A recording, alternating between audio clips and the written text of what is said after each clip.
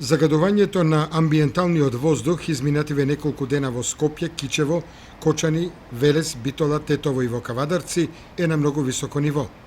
Податоците на станицата за мерење на квалитетот на воздухот при Министерството за животна средина и просторно планирање за 6, 7, 8 и за 9 ноември покажуваат дека средната дневна концентрација на суспендираните честички е над дозволените 50 микрограми на 1 кубен метар.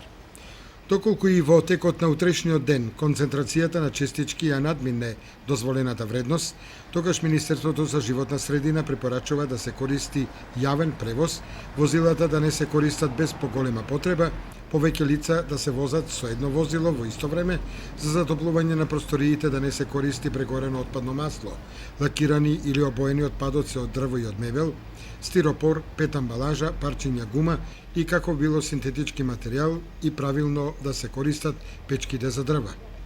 Во ваков случај Министерството за здравство и Институтот за јавно здравје на Република Македонија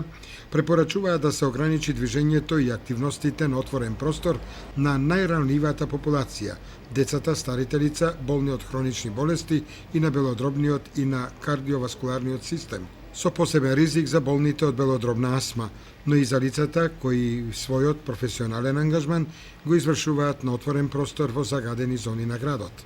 Доколку вредностите на канцерогените честички ја надминат дозволената вредност 10 дена поред, Министерството за внатрешни работи да воведе возење на автомобилите по системот пар-непар.